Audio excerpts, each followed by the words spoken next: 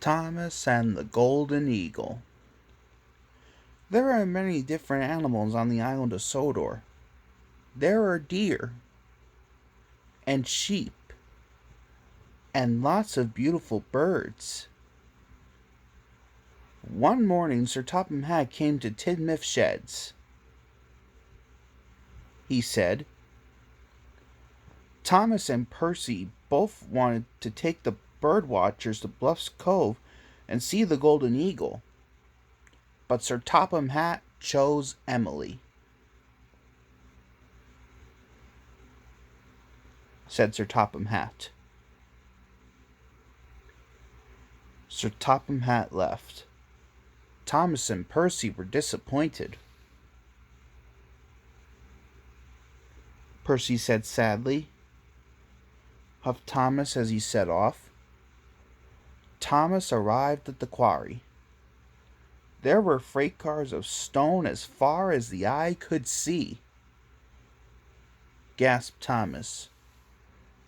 But he soon buffered up and puffed slowly away. Thomas had to stop at the junction to Bluff's Cove. Percy was waiting there. They both watched as Emily cheerfully chuffed past. Her cars were filled with happy bird watchers. Percy puffed. Then Thomas had an idea. Percy liked ideas. Puffed Thomas. Percy listened carefully. Percy thought this was a grand idea. Thomas shunted his freight cars into the siding. Thomas said happily to Percy, and he headed off for Bluff's Cove. Percy buffered up to the train and puffed slowly away with half of Thomas's freight cars. Thomas arrived at Bluff's Cove in no time at all. He waited and waited. He was sure the Golden Eagle would come. But the Golden Eagle was nowhere to be seen. Thomas was disappointed. Then Bertie the bus pulled up. He called, cried Thomas, and he set off for Gordon's Hill at once. Thomas was so excited about seeing the Golden Eagle, he couldn't think of anything else. He forgot about the freight cars full of stone. And he forgot about Percy. Percy had taken half of Thomas's freight cars to the docks.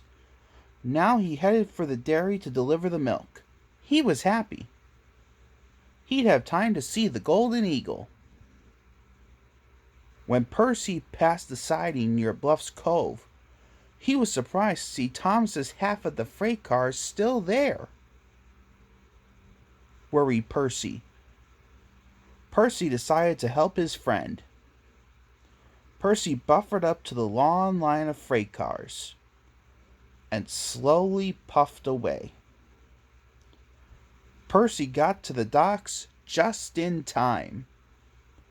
The quarry wagons were uncoupled, and Percy set off again for the dairy. He was feeling very tired. Thomas was feeling full of puff. He wished happily up Gordon's Hill. He was sure now he would see the Golden Eagle. Thomas watched and waited. Waited and watched. But the eagle didn't come. Thomas said sadly.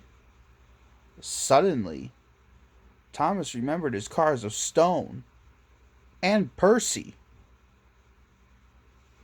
He cried, and he steamed off to the siding as fast as he could. But he didn't find his freight cars. He found Percy. He was stuck in a siding, and he had not taken the milk to the dairy. Peeped Percy.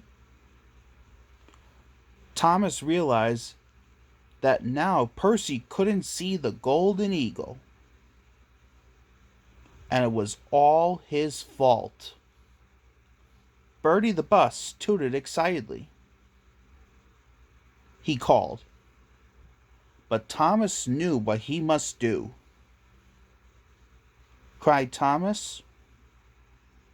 The dairy manager was waiting when Thomas arrived. He delivered the fresh milk just in time. Then he set off to rescue Percy. Together, Thomas and Percy puffed slowly to the coal depot. But on the way, they were astonished to see there high on the rocks not one, but two golden eagles. Thomas and Percy watched the two beautiful birds. "Puff, Percy," said Thomas, and they both happily agreed.